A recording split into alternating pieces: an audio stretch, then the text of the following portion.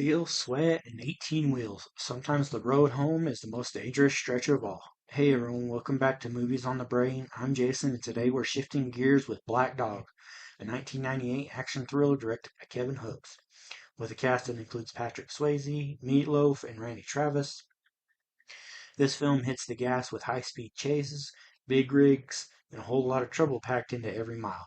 If you're into old school action with a country rock heartbeat and no nonsense grit, buckle up. Let's hit the road and break it down.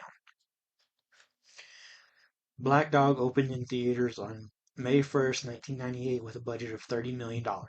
During its 9-week theatrical run, it earned $12.8 million domestically and did not have an international release. Its opening week saw it earn $4.8 million, finishing number 5 in the box office, behind the likes of Les Miserables, The Big Hit, City of Angels, and He Got Game, numbers 4 through 1 respectively, with Les Miserables and He Got Game also opening the same weekend. Its final week in theaters saw it earn $37,077, finishing its box office run at number 52. FBI and ATF agents pursue a truck carrying illegal guns. The result is the death of the driver, which leads to disagreement between agencies on involvement with the case. Meanwhile, truck driver Jack Cruz is released from jail after serving time for vehicular manslaughter. He had accidentally hit and killed a motorist and his passenger while experiencing a black dog hallucination, a herald of destruction for truckers brought on by exhaustion. Along with his imprisonment, he also lost his commercial driver's license. Following his release, he attempts to return to a normal life while working as a truck mechanic for a repair shop in New Jersey, unable to drive himself. His manager, Frank Cutler, offers him a job driving toilets from Atlanta to New Jersey for $10,000. Realizing that his house will be repossessed unless he pays off his debt, Jack reluctantly takes the job. He flies down to Atlanta to meet up with Red, who runs the trucking yard. Red initially gives Jack a brand new truck to haul the load, but Jack chooses an older one, more specifically a Peterbilt 379, so as to not draw too much attention. He is accompanied on the trip by Earl, Sonny, and Wes, following in Sonny's truck, a Chevy Camaro, for policy protection. En route to New Jersey, the quartet experience run-ins with Red and his crew as they attempt to hijack the load in retaliation for the failed negotiations with Cutler about money.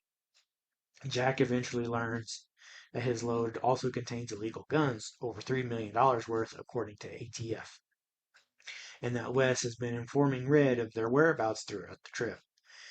Jack also discovers that Sonny is an FBI agent when he is shot and killed by Red during another hijack attempt, and that the FBI was tracking their whereabouts as well. Cutler takes Jack's wife Melanie and daughter Tracy hostage to ensure that Cruz will complete the job. When they make it to Maryland, Jack formulates a plan to turn over the guns to the FBI and save his family. Wes, at this point, has gone his separate way, while Earl decides to stay on until the end.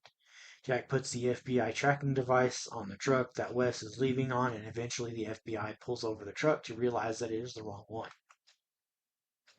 However, Jack calls Agent Alan Ford, who is leading a case, on West's cell phone, revealing his plan to meet him at a loading dock in Jersey. Cutler will be there to exchange the guns for Jack's family. When the meeting occurs, the FBI arrives and a shootout occurs with Cutler's men. Jack manages to catch Cutler before he can escape and turns him over to the FBI. As a token of gratitude, the FBI gives Jack his commercial driver's license back and also tells the Cruzes that their house will not be foreclosed in return for his assistance during the operation, and they thank him for bringing Sonny's body back. He is also given the key to drive the truck one last time to the impound lot. Jack thanks Earl, who was wounded in the shootout, for staying. In return, Earl tells Jack to take care of his dog, Tiny, a pit bull riding in the trailer as a guard, until he heals and everything is sorted out. As the Cruzes leave the dock for the impound lot, they are intercepted by Red, who makes one last attempt at Jack's life. However, their slamming into each other causes Red to lose control of his truck, which then repeatedly flips over before getting hit by a train and exploding. After Jack checks on his family, he continues driving the truck to the impound lot. Now let's look at the cast and some of their other roles they've had. Patrick Swayze as Jack Cruz. Before his passing in September of 2009, other roles for Patrick Swayze include Velvet Larry in Powder Blue, Frank in 1114, and Ben Clifton in Forever Lulu. Randy Travis as Earl. Other roles for Randy Travis include Billy Porter in The Rainmaker, Ken Adams in Fire Down Below, and Kyle Tappert in The Shooter. Meatloaf as Red. Before his passing in January of 2022, other roles for Meatloaf included Eddie in the Rocky Horror Picture Show, Robert Paulson in Fight Club, and Roger McCall in Stage Fright. Gabriel Cassius as Sonny Boxer. Other roles for Gabriel Cassius include Kurth in Black Hawk Down, Agent Carter in G-Force, and JB in Ritual. Brian Vincent as Wes. Other roles for Brian Vincent include Mac in Blue Moon, Austin in Mango Tango, and Matt in Follow Her. Graham Beckel as Frank Cutler. Other roles for Graham Beckel include Dick Stensland in LA Confidential, Bert in Just Getting Started, and Brims in Escape Plan. Brenda Strong as Melanie Cruz. Other roles from Brenda Strong include Captain Deladier in Starship Troopers, Marty Alice Young in the TV show Desperate Housewives, and Bonnie Roman in The Kid and I.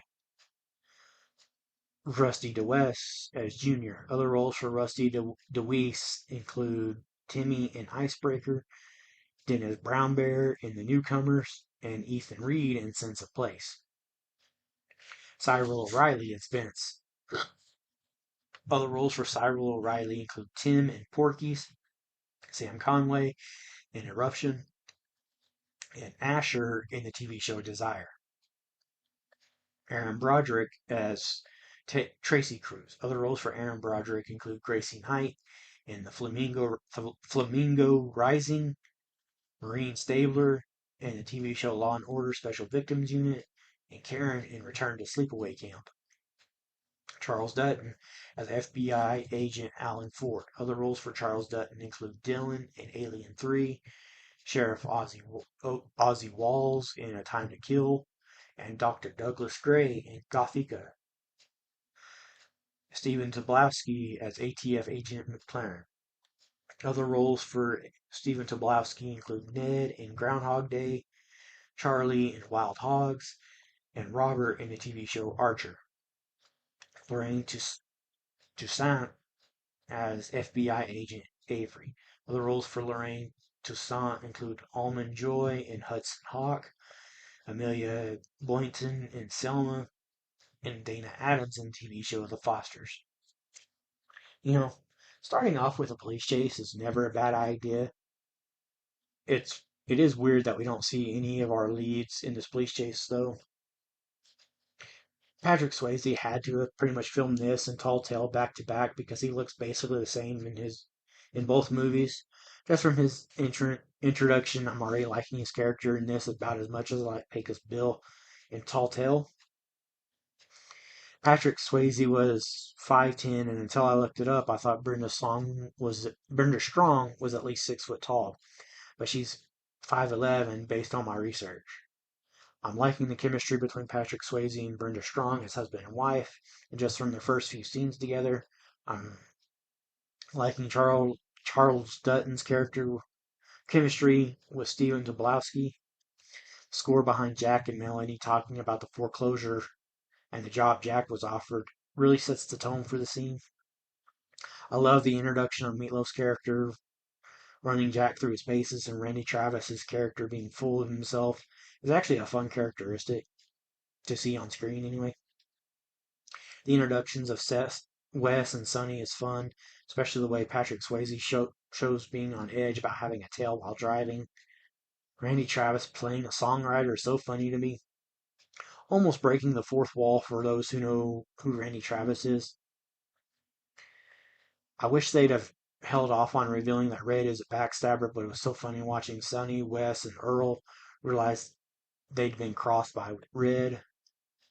I love how Jack helped Sonny get the two guys that had him and Wes sideways to slam into the back of the truck. Such a cool stunt. They really stress you out during the way station scene, feeling uneasy about Sonny making a random call, the officer searching the trailer, and even when the other officer is coming up to the trailer to get the first officer, and the score really helps drive that tension. The guy who gave Jack the job to drive coming to his house and essentially taking Jack's wife and daughter hostage is such a wild and well shot scene. I love the stun of the car transporter going off the side of the mountain. The sound of all the cars crunching and the trailer contorting is such a nice. It's so nice to hear, and it sounds so realistic. And then to follow that scene up with the explosion of Junior's truck is another neat scene. However, I think that cement mixer would have clipped Junior's trailer, but I'm willing to overlook it because of how nice the crash and the explosion looked. Then to follow that up with a trailerless truck going through the mobile home is a great way to cap off a series of stunts. The camera work on all three of those stunts is absolutely fantastic. I love the real reveal that it was Wes telling Red where Jack and the others are at. Something about it seems pretty realistic, but I can't put my finger on what exactly.